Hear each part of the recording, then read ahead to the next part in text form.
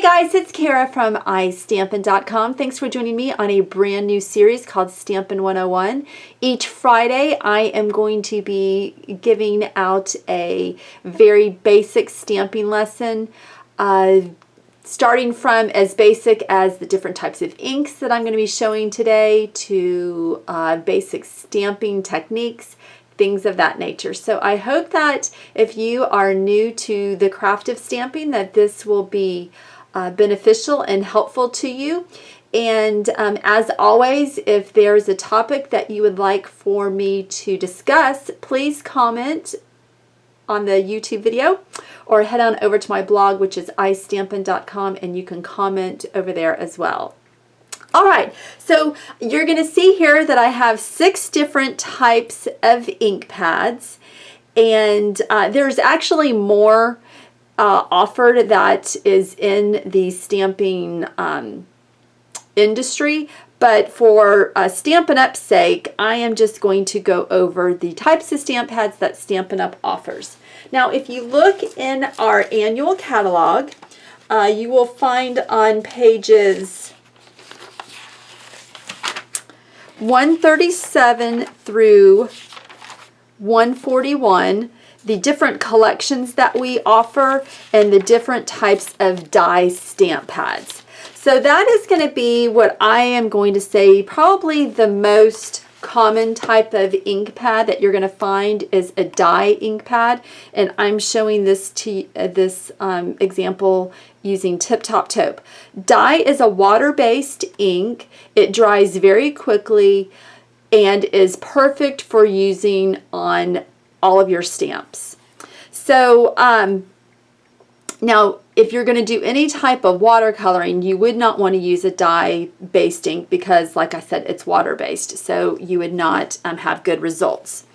So how our Stampin' Up stamp pads are designed is that the lids is actually where the stamp pad is stored. So the ink pad is always hanging upside down, which means when you open it up, the ink is at the top of the ink pad. And you know, you'll see various ways of opening up ink pads. This is the way that I have found to be the easiest and the cleanest, so I don't get a whole lot of ink on my hands, is for me to hold the ink pad with my thumbs being at the front of the container, and then I push it forward, and then once you just have that little bit of release, then you flip it over and then push it back. So like I said, when the ink pad is stored, it's upside down, so the very top of the ink of the foam should be the wettest with all of the ink. And then what I like to do is they have these little this little piece here for you to be able to grab and to pull it towards you. But again, I tend to get my hands all inky, so what I like to do is just to go ahead and hold the ink pad like I did when I opened it, and now I'm going to use my fingers and push it towards me, like so, and then that releases it, and then I'll just now grab this part and then flip it over, so just like that. So when I'm doing it quickly, it looks like that, and so it's very easy once you get the hang of it. I will say at the very beginning it's a little awkward, but just a little bit of practice, it's very easy to open up. All right, so the next ink pad that you will see is our Archival Stampin Pad. Now we have this in basic black and in basic gray. And you will also see in our annual catalog on page 163, we do offer some other types of ink pads that are outside of our color collections. And one of them is this Memento Pad, which is what I have right here. Now this is going to be an archival ink that's very similar to our Stampin' Up Basic Black archival ink. This came out in the spring, or maybe it was in the fall, and we have another color called Basic Gray.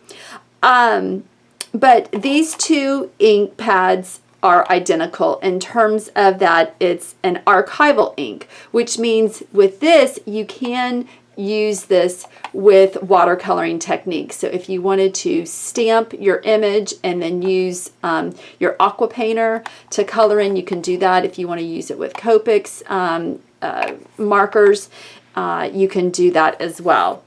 And I'm not quite sure how long we'll be carrying the Memento since we do have it in the archival ink, but this is a very nice ink pad, and I kind of interchangeably will use these, whichever one I see the first I'll just grab. Alright, so the next one that I'm going to show you is our Craft Stampin' Pad. Now this is a pigment ink.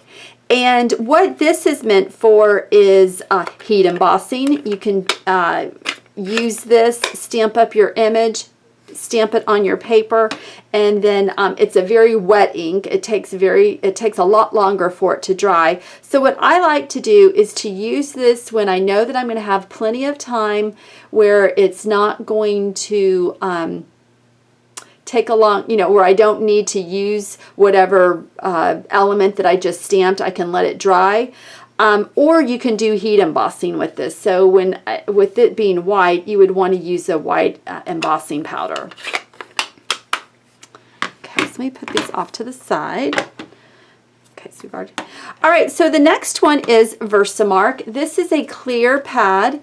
And this is just a clear embossing ink, and this is what you want to use for when you're heat embossing. It does say that it's a watermark stamp pad, so you can use it in its original intent, where you stamp on you have a stamp, and you ink it up in the Versamark pad, and then you stamp it on the paper. It will give it just a slight watermark where it's just a little bit darker.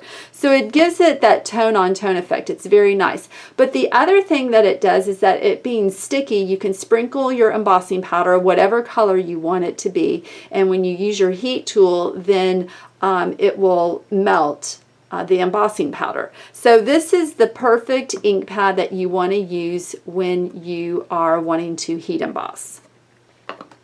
And then StazOn is a solvent ink, which means that it's a permanent ink. So this is perfect if you're wanting to stamp on, say, one of our cello bags, if you're wanting to stamp on any type of metal or plastic, leather, glass, ceramic, that kind of stuff. This is going to give you the best results. It's acid-free, it's archival, it does dry fast. If you're wanting to do craft projects like that, where, like I said, if you have one of our cello bags and want to stamp, let's say, a flower to give it a cute pattern, this would be the ink that you would want to use. Okay, so one of the other things that you want to make sure that you always do with your ink pads is make sure to always put the lid on, especially with the archival inks and the water-based inks. They can dry quickly, so you don't want to just leave your stamp pads laying around like so. You use them and then you walk away for however many minutes or hours. Just always get into the habit of putting the lids back on your ink pads, and they should last for a very long time. There are reinkers that Stampin' Up! Does offer, so depending on whatever color ink pad you have, there is a matching ink refill. So for instance, this ink refill is perfect for the archival stamp pad, and then this Memento would go with this ink pad. So I would suggest getting the matching refills when you order your ink pads, and it's just so nice because it never fails that your ink pad is getting a little dry, you need to re-ink it, and you don't have that. The last thing that I'll just say is like storing your ink pads. Stampin' Up! Makes it very easy. Like I said, the ink pads are stored upside down, so it's perfect the way it's stored. I have the color caddy, which you can find on page 136. So this is the the organizing tool that Stampin' Up! Offers. So it stores 48 ink pads, and then you can put your refills on top. So it stores 48 refills as well. And really the only other thing that you just want to make sure that you take care of is just keeping your ink pads clean. When you have multiple ink pads out, if you're stamping, just be aware of what color you're getting ready to stamp in. You know, if you're not cleaning your stamp in between, just make sure that you're not transferring inks to other ink pads. When it comes to cleaning your ink pads, the best thing that I have found is when you have a different color that has transferred onto the wrong ink pad, just take a paper towel and kind of blot it off. And then that should remove the wrong color ink. Alright, so that was your first Stampin' 101 lesson, all about the different types of inks that Stampin' Up! Offers and how to care for them. If you liked the video, give it a thumbs up, subscribe to my YouTube channel, head on over to istampin.com and subscribe to my newsletter. I send out exclusive content every Friday, and I would love for you to be able to receive that content. And if you have any questions or comments, suggestions, like I said, please feel free to comment below, and I will be more than happy to read them and take them into consideration.